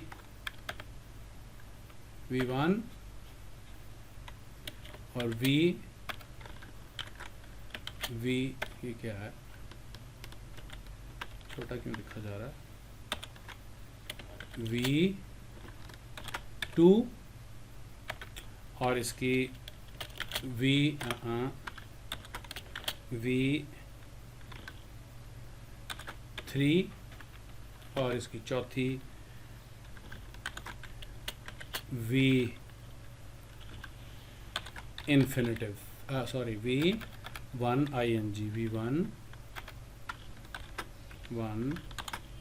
ing वाली शक्ल। अब इसकी हम सारी ये शक्लें देखते हैं। ये हमारे क्लास वालों को तो याद होता है, याद ही हैं, तो ये हमें जुबाश या तलहा आप ज़रा हमें लिखवा दीजिए इसकी सारी शक्लें, बी की सारी शक्लें। बी प्रेजेंट इंडेफिनिट, बी ये तो इसको तो, इसमें तो कुछ होता ही नहीं है ना, इसको तो हम वहीं छोड़ देते हैं। ये बी में तो कुछ होना ही नहीं है। इसका V1 लिखवाइए हमें, क्या होगा? तलहा मुनव्वर। बी का V1 की शक्लें क्या होती हैं?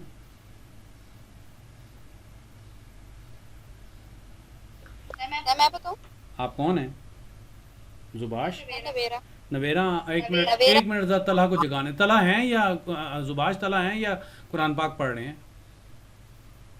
सर कुरान पाक हाँ नवेरा आप बताइए। इज, एम और आर, ठीक हो गया। इसकी V2 की शक्लें बता दीजिए जी। वॉज, वर। इसकी V3 की शक्ल बता दीजिए।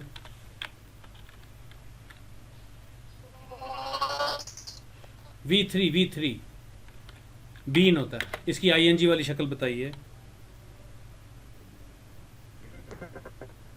नवेरा की आवाज़ ही कट गई। नवेरा आपकी आवाज़ कट गई। जुबाश बताइए वी आई एन जी वाली शक्ल। बीइंग। ठीक हो गया, बीइंग। ठीक है, ये क्या नाम है शाफिया, ये जो है ना ये इसकी इस बी की शक्लें हैं। इसकी इन्फिनेटिव शक्ल है बी, इसका V1 यानी first form is am are है, इसकी सेकंड फॉर्म वॉजवर है, इसकी थर्ड फॉर्म बीन है, और इसकी आईएनजी वाली शक्ल बीइंग है। ये इंग्लिश में एक वर्ब है बी, ये बी की जैसे ईट की शक्लें ना, ईट, एट, ईटन, ईटिंग, ईट्स, इसी तरह बी की ये 8 शक्लें हैं। ये सबसे बड़ा वर्ब है इंग्लिश के अंदर, इसकी 8 शक्लें हैं। ये बी इन्फिनेटिव शक्ल है, प्रेजेंट में इज एम आर हो जाता है, माजी में वॉज और वर हो जाता है, और पास्ट का पार्टिसिपल यानी V3 इसका बीन है, और प्रेजेंट का पार्टिसिपल यानी आईएनजी वाली शक्ल इसकी बीइंग है। ये बात समझ में आई? ये भी एक वर्ब है। ये बात समझ में आई? Yes sir. अच्छा, अब आपको यहां हमें बाद में आना पड़ेगा। हम पहले वहां देखते हैं, ये हम यहां उठाकर ले आते हैं, यहां करीब कहीं, कंट्रोल ए, कंट्रोल एक्स, इसको हम उठाकर यहां डालते हैं। और यार मैंने पहले ही लिखा हुआ था, वहां जाके मैं खामखा लिख रहा हूँ। ये लिखा हुआ था जी मैंने, ये पहले ही मौजूद था। अच्छा, इसका V1, ये बी वर्ब मैंने ये भी लिखा हुआ नज़र आ रहा है आपको। इन्फिनेटिव शक्ल थी बी, वर्ब की पहली शक्ल जो फर्स्ट फॉर्म होती है वो इज एम आर, वर्ब की सेकंड शक्ल वॉज और वर, और वर्ब की थर्ड शक्ल बीन, और V1 ING इसकी पास्ट प्रेजेंट पार्टिसिपल या ING वाली शक्ल कहलाती है, वो है बीइंग। ये जुबाश वगैरह को मैंने एक दफ़ा ये लेक्चर पहले भी दिया है, ये वहाँ मैंने उसके लिए लिखा था, और अभी भी लिखा हुआ है वो, इसीलिए लिखा हुआ है। अच्छा जी, अब यहाँ पर हम गौर से देखते हैं। ये अब हमने फैसला करना है कि ये एक बात पक्की है, 5th स्टेप ये है कि आपने अपना एक बी डालना है, मगर बी की तो हैं 8 शक्लें, यहाँ कौन सा वाला बी डालूं भाई, ये फैसला करना है। और ये बिल्कुल मैथमेटिकल बात है जो मैं अब आपको करने लगा हूं, ये बिल्कुल मैथमेटिकल बात है। यहां पर आपने बी की वो शक्ल डालनी है जो शक्ल ओरिजिनल सेंटेंस के अंदर मेन वर्ब की थी, ये वाली। ओरिजिनल सेंटेंस में मेन वर्ब किल्ड की शक्ल क्या थी?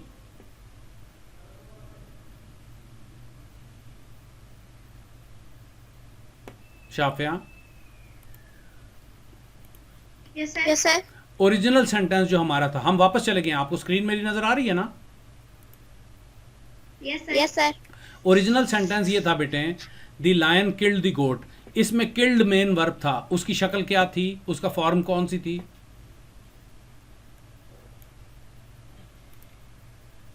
किल। नहीं बेटी, उसकी फॉर्म क्या थी? First form, second form, third form, या आईएनजी वाली form? Lion killed the goat, lion killed the goat में इसको क्या कहेंगे? First form of the verb थी, second form of the verb थी, या पास्ट का पार्टिसिपल था, या प्रेजेंट का पार्टिसिपल यानी आईएनजी या V3? क्या था ये? सेकंड फॉर्म थी ना। तो ये है, बड़ी वजनी सी बातें हैं जो अब आप सुन रही हैं, क्योंकि बेटे आपको कंप्लीटली ग्रामर छुड़वाई गई हुई है। आप मेरे ख्याल है जितने भी स्कूलों में फिर चुकी हैं उसमें ग्रामर आपको चूंकि छुड़वाई गई है, और यही मुझे आपकी परेशानी लाहक हो रही है कि आप इतना अच्छा बच्चा होकर इंग्लिश के अंदर सिर्फ 52 नंबर ना लेकर आ जाएं जो रट्टे के होते हैं, और बाकी ग्रामर के सारे नंबर कटा कर आ जाएं। यही मुझे परेशानी आपकी लाहक हुई थी कि इतना अच्छा बच्चा होकर भी आपके नंबर कम आए तो मज़े की बात नहीं। तो ये अब ये जो है ना, ये जहन में रखना है कि ये V2 था, ठीक है, आपने खुद बताया ना, ये सेकंड फॉर्म थी। यहाँ जो बी लगेगा ना, ये जो हमने अपना बी डालना है, ये 5वां स्टेप है, लाजिमन डालना है, हर हाल में डालना है। ये जो हमने अपना बी डालना है ना यहाँ पर, वो उस हालत में डालना है जिस हालत में ये मेन वर्ब ओरिजिनल सेंटेंस के अंदर था, और वो था सेकंड फॉर्म में। सेकंड फॉर्म का यहाँ पर हमने बी डालना है अब, ठीक है। सेकंड फॉर्म ऑफ बी को सेकंड फॉर्म देखते हैं हम, बी की सेकंड फॉर्म क्या है। तो बी की सेकंड फॉर्म यहाँ पर आपको नज़र आ रही है, ये क्या है, बी की सेकंड फॉर्म क्या है, ठीक है। अब हमने ये यहाँ पर हमने वॉज वर डालना है। ये सारी मैथमेटिक्स है, आप इसको कई दफ़ा सुनेंगी तो समझ में आएगी। अगली दफ़ा मैं फिर आपसे जब पूछूंगा और फिर जब मैं आपसे प्रैक्टिस करवाऊंगा ना, फिर आपको ये बात अच्छे तरीके से काबू आएगी। अब आप इसको यहाँ पर हमने जो डालना है वो V2 की हालत में, कहाँ चला गया मेरा, हाँ ये था ना, कहाँ चला गया ये, आपको स्क्रीन शो हो रही है ना, ठीक है। तो यहाँ पर हमने जो B डालना है, ये हमने V2 की हालत में क्यों डालना है, इसलिए कि जो मेन वर्ब था ना हमारा, ये वाला मेन वर्ब, ये जो है वो V2 की हालत में था, इसलिए हमने यहाँ पर जो नीचे B डालेंगे हम अपना, हमने इसमें अपना ज़ाती B डालना है। ये जो हम यहाँ पर B डालेंगे ये V2 की हालत का डालेंगे, क्योंकि ये V2 था, ठीक है। ये बात जहन में आ गई, कैसे क्यों आई ये बात।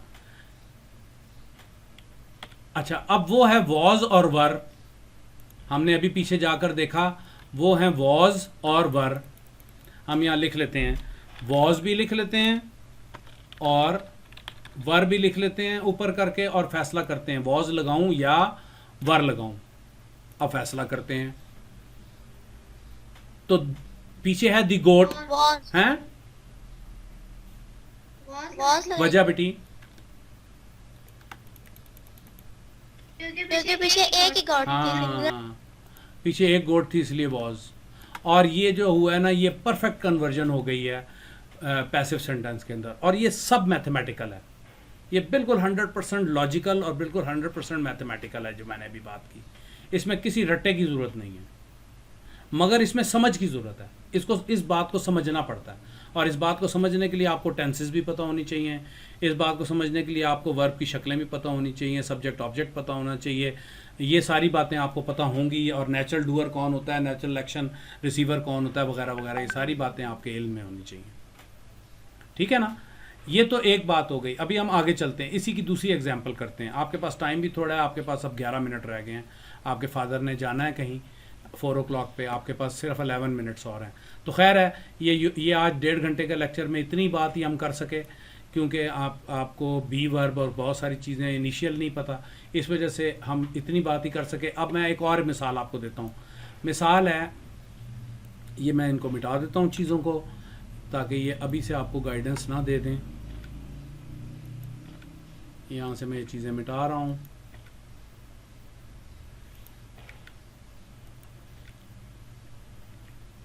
अच्छा जी, अब ये हमारे पास आ गया नया जुमला, the lion is killing our animals. शेर हमारे जानवरों को मार रहा है, शेर हमारे जानवरों को मार रहा है। ये ज़ुबाश हमें करवाएंगी और आप सुने, ज़ुबाश हमें स्टेप बाय स्टेप करवाएंगी और आप सुनिए ये कैसे करवाएंगी। जी ज़ुबाश, आप बोलिए, हमें बताइए क्या करें।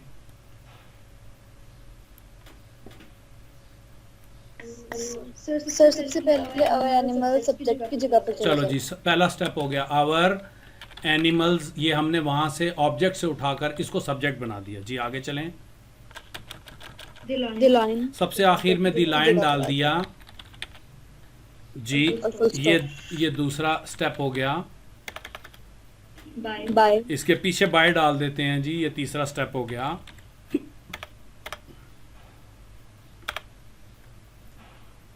किलिंग को नीचे उतारेंगे और उसको थर्ड फॉर्म में कन्वर्ट करेंगे। बताइए क्या होती है उसकी थर्ड फॉर्म।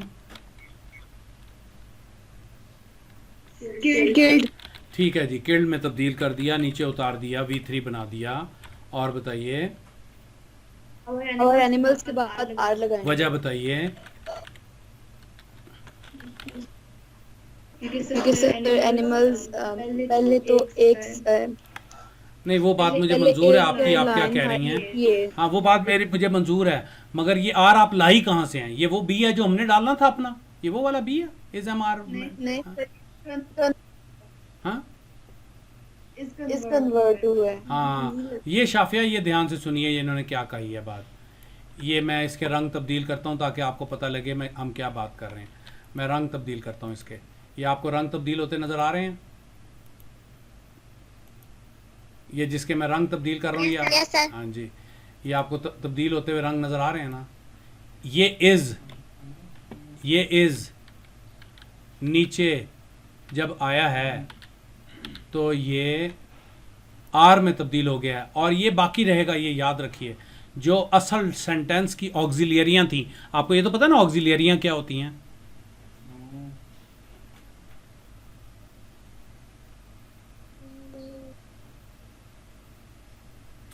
ऑक्सिलियरियाँ पता है क्या होती हैं?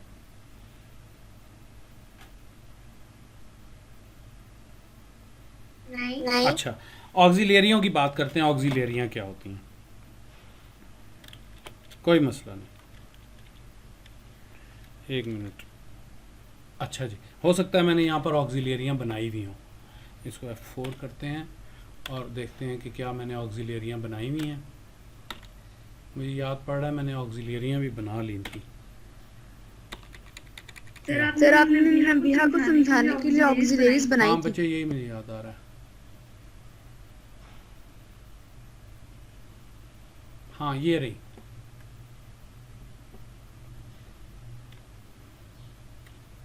अलहदा से भी बनाई होंगी, ये रही।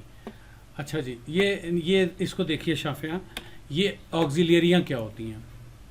ऑक्सिलियरी वर्ब्स इंग्लिश के अंदर वो वर्ब्स होते हैं जो मेन वर्ब्स नहीं होते, बल्कि वर्ब्स से पहले आते हैं वर्ब्स फ्रेजेस बनाने के लिए।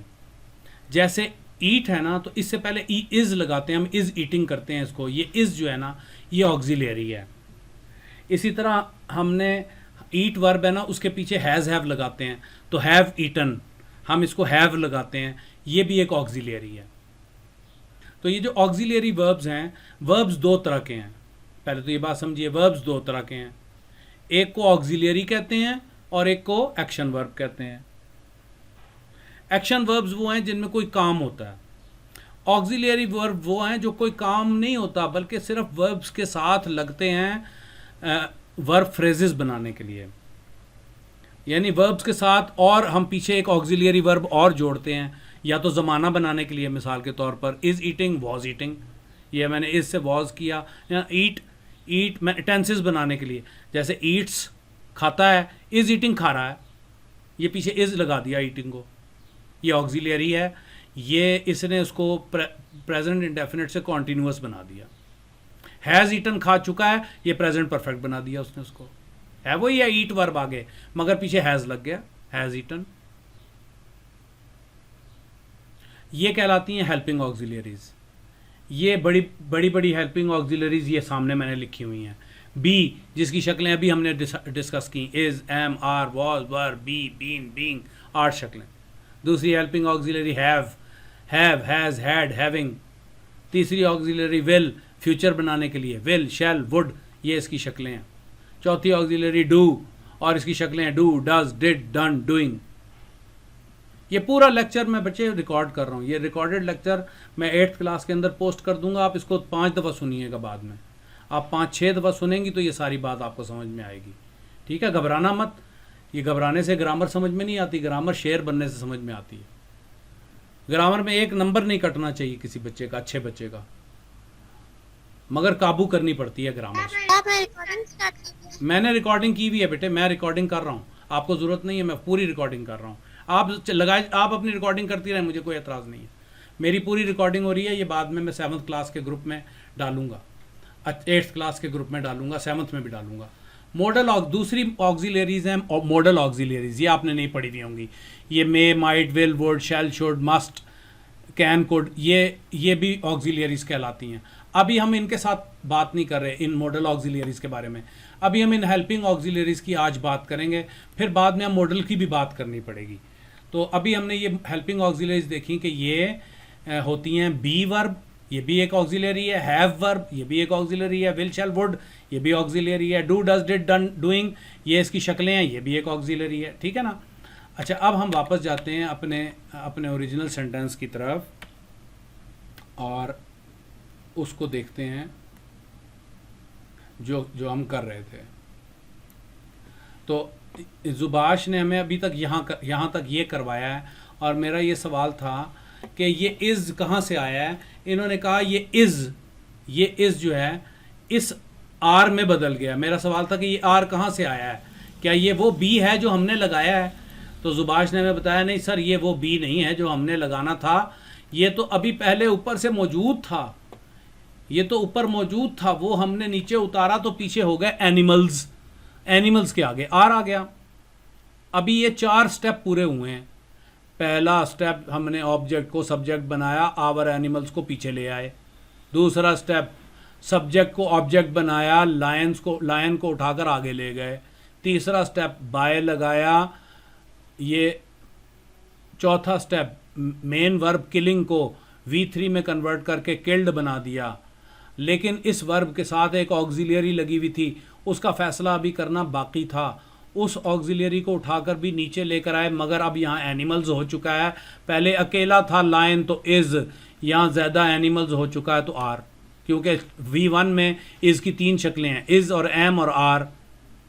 यहाँ पर अब इज़ नहीं लग सकता, आर लगेगा 3 शक्लों में से। ठीक बात यहाँ तक समझ में आ गई? अब जुबाश हमें फैसला कराएंगी कि यहाँ पर इस जगह पर जो हमने बी लगाना है वो क्या लगेगा। ये अब जुबाश हमें फैसला कराएंगी, सर बीइंग। वजह बताएंगी क्यों।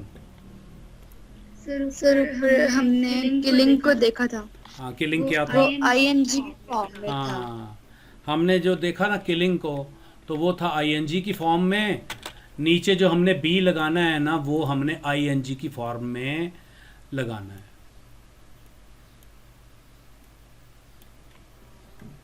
समझ में आई बात?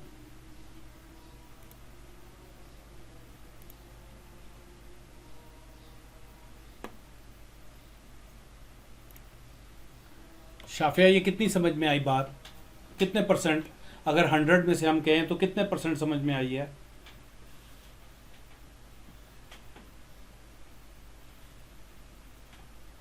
सर 80%। 80%, ठीक कह रही हैं। ठीक है, अच्छा अब एक मैं आपसे करवाता हूँ और आप उसको करेंगी और आप ही उसका जवाब देंगी।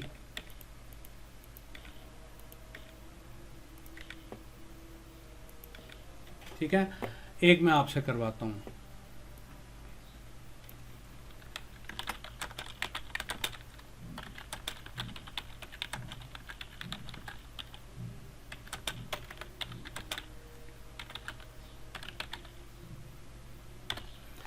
क्या जुमला लिखा है मैंने?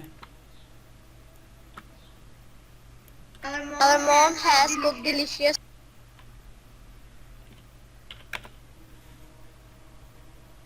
Our mom has cook delicious biryani. ठीक है, ये पढ़ा जा रहा है ना जुमला ठीक तरीके से? कोई मसला तो नहीं हुआ इसमें पढ़ने में? नहीं सर। ठीक हुआ।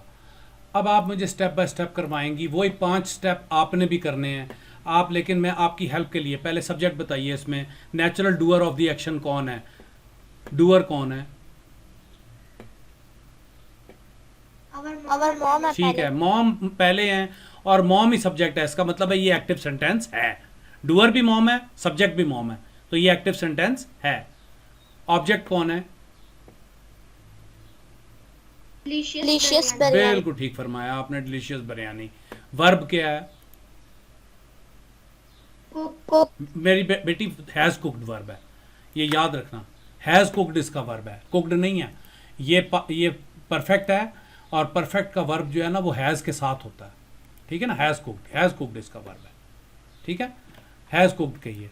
अब हम इसको स्टेप बाय स्टेप लेकर जाते हैं। वही 5 स्टेप कौन कौन से थे, एक दफ़ा फिर मैं आपको दोबारा दोहरवा दूँ।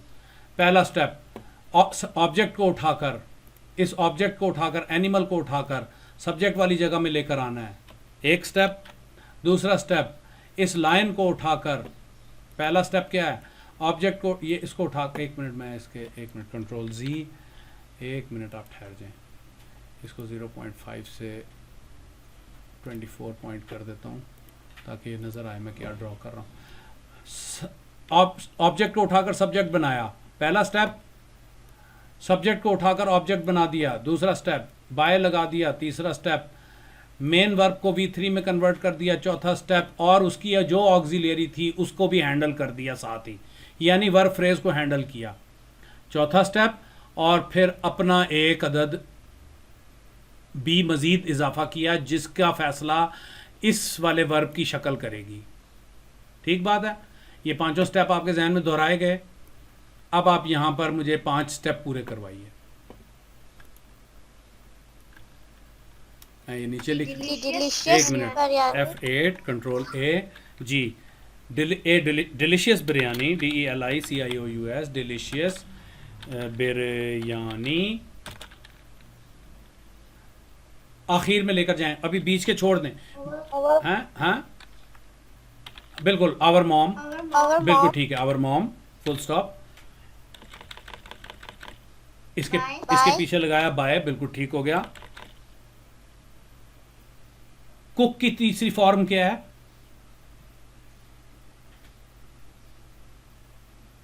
कुक की थर्ड फॉर्म भी बेटी कुकड ही है। Cooked, cooking. ये ना फॉर्म्स ऑफ द वर्ब्स याद करने पड़ते हैं। ये मैं आपको 2 लिस्टें भेज दूंगा, आप उनकी फॉर्म्स याद कीजिएगा। मैं आपको 2 लिस्टें भेज दूंगा, 8 पेजेस हैं ये, उनकी आप फॉर्म्स याद कीजिए, आपको आम इस्तेमाल होने वाले सारे वर्ब्स की फॉर्म्स पता लग जाएंगी। ये रटा मारना पड़ता है फॉर्म्स का। अच्छा, कुक की तीसरी फॉर्म भी कुकड ही है। कुकड, कुकिंग, ये इसको हमने कुकड ही कर दिया, कुकड, ठीक हो गया। ये भी हमने कुकड कर दिया। आगे चलें।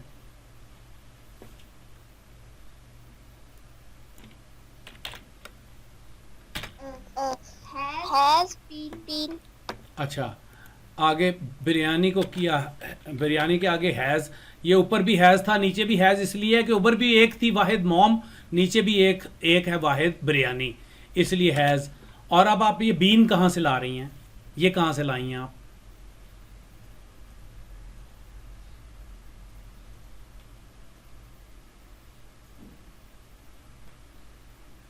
क्या ठीक रही हैं? मैं ये लिख देता हूँ, ये मैंने लिख दिया, आप घबरा ना जाएं, ये मैंने लिख दिया, आपने ठीक कहा है। आप मुझे बताइए ये कहाँ से लाई हैं आप?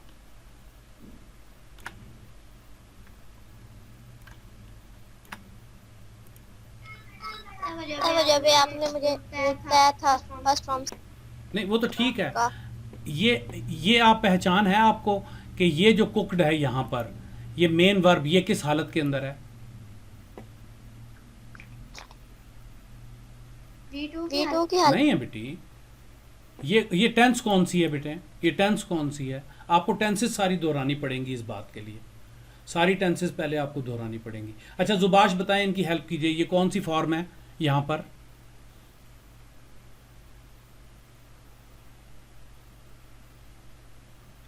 जुबाश हैं, जा चुकी हैं। सर मैं हूँ, मुझे स्क्रीन शो नहीं हो रही, 1 मिनट। ओ बेटे, our mom has cooked delicious biryani में कुक्ड किस फॉर्म में है? आप स्क्रीन को छोड़ें, आप जबानी से करें। थर्ड फॉर्म में है। वजह सर से पीछे हैज लगा। हाँ बच्चे, ये पीछे है, ये एक अलामत ये भी है, अगर वर्ब के पीछे हैज लगा हुआ हो ना तो वो थर्ड फॉर्म होती है वर्ब की। हैज़ के बाद थर्ड फॉर्म के अलावा और कोई फॉर्म नहीं आ सकती। और दूसरी बात समझने की ये है कि ये जो है ये परफेक्ट सेंटेंस है। परफेक्ट सेंटेंस में हमेशा वर्ब थर्ड फॉर्म के अंदर होता है। ये था वर्ब की थर्ड फॉर्म, ठीक है, ये वर्ब की थर्ड फॉर्म थी। और third form of the verb के बारे में, third form of the verb, ये ज़्यादा हो गया, third form of the verb के में यहाँ पर हमने बी लगाना है, ठीक है ना। ये जो इस मेन वर्ब की हालत होती है उसी हालत का यहाँ बी लगता है। तो देखते हैं कि third form of the verb B की थर्ड फॉर्म क्या है, वो देख लेते हैं। तो बी की जो थर्ड फॉर्म है वो क्या है? V3, वो क्या है? बीन, ठीक है। ये मैथमेटिक्स है, ये आपको सारी बात जहन में रख कर, और इसके पीछे की सारी ग्रामर इंटैक्ट होनी चाहिए, इसके पीछे की ग्रामर सारी समझो। इस मेथड में कोई एरर नहीं होता, इसमें तुक्का मारी नहीं है कोई, ये कोई तुक्के मारी नहीं करनी है आपने, कोई रटा नहीं मारना, कोई तुक्के मारी नहीं करनी, इसमें कोई तुक्के मारी नहीं है। देखें आप, हुआ क्या है, आप सिर्फ ये बीन, आप ठीक कह रही थी बीन, लेकिन आपको वजह नहीं समझ में आई कि ये बीन यहाँ क्यों आ रहा है। आप कह रही हैं वो जो आपने रूल समझाया है, वो रूल ये है कि ऊपर का जो मेन वर्ब है उसे देखें वो किस हालत में। आप उसे V2 कह रही हैं तो नीचे V2 बन लगाए ना। V2 तो इसकी वॉजवर होती है बी की, आपने वॉजवर क्यों नहीं लगाया? अगर ऊपर V2 है तो, अगर ऊपर V2 है तो नीचे वॉजवर लगाए ना। ऊपर V2 है ही नहीं बेटे, ऊपर तो हैज़ के बाद आ रहा है, और हैज़ के बाद तो सिर्फ V3 आता है। इज एम आर के बाद तो सिर्फ V1ING आता है, और इसी तरह हैज़ हैव के बाद जो है सिर्फ V3 आता है। विल शैल के बाद सिर्फ इन्फिनेटिव शक्ल आती है। ये एक्टिव सेंटेंसेस की मैंने आपको फ्रेजेस बताई हैं, लेकिन ये सारी बातें, इनको टाइम लगेगा, इनको आपको मेरे साथ बार बार दोहराना पड़ेगा, बार बार दोहराना पड़ेगा, ताकि आप 9th और मैट्रिक के अंदर जाकर ग्रामर के नंबर ना कटवा कर आएँ। मैंने आपको वो एग्जांपल दी थी, एक स्कूल की टीचर, शायद मैंने आपको सुनाया है वो इंटरव्यू। एक स्कूल की टीचर मेरे पास इंटरव्यू के लिए तशरीफ़ लाईं। मैंने उनके सामने 9th का पेपर खोल दिया। मैंने कहा मैम बाकी बातें छोड़ें, रटे तो मैं भी लगवा लेता हूँ, आप ये मुझे ग्रामर का पर्चा सॉल्व करवा दें। उन्होंने 11-12 ग्रामर के सवाल थे, उसके अंदर उन्होंने 11-12 में से 2 ठीक किए, बाकी तकरीबन सारे के सारे रॉन्ग किए। मैं कहा मैम ये क्यों, आप कैसे तैयारी करवा रही हैं? वो कहती हैं सर ये हम बच्चों के ऊपर छोड़ देते हैं। जो तकरीबन उनकी बात का मौजू था, मतलब था, वो बता रहा हूँ कि सर ये हम बच्चों पे छोड़ देते हैं, इधर का उधर ABC 3 ही ऑप्शन है ना, कोई तो ठीक होंगे और कोई रॉन्ग होंगे। 11 में से 12-13 नंबरों में से 3 नंबर, 4 नंबर, 5 नंबर बच्चा ले ही लेगा ना सर। हम 75 नंबरों की कोशिश नहीं करते हमारे स्कूल में। उन्होंने कहा, कहती हैं सर हमारे स्कूल में हमें ये नहीं कहा जाता आप ग्रामर करवाएं, इसलिए मेरी ग्रामर की कोई तैयारी नहीं है। मैं ग्रामर नहीं, मुझे नहीं पता था आप इंटरव्यू में मुझसे ग्रामर पूछेंगे।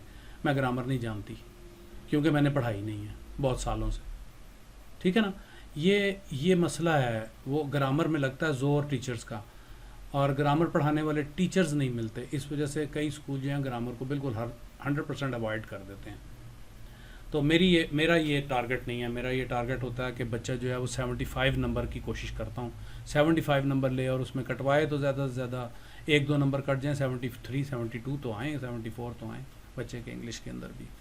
रट्टे तो सभी लगवा लेते हैं। ये समझाने वाली बातें, ये समझाने की बातें, ठीक है। आज हम इस मौजू को यहाँ छोड़ देते हैं।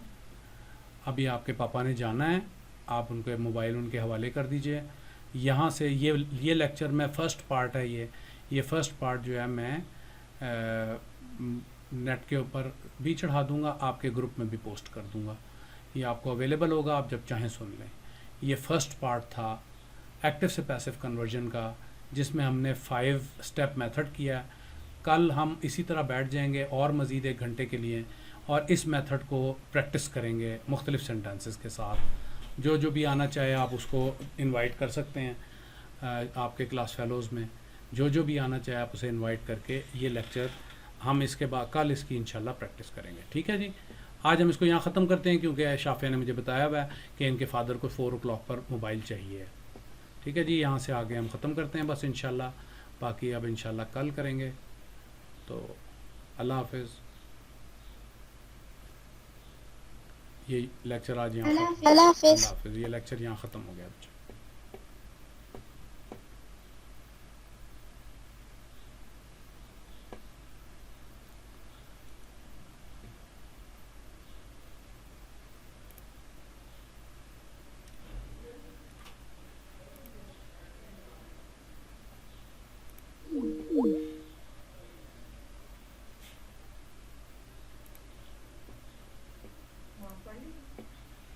इतनी गर्मी में बैठी यार, ऊपर से वो छोटा वाला पंखा लाके यहाँ पर जो होता है वो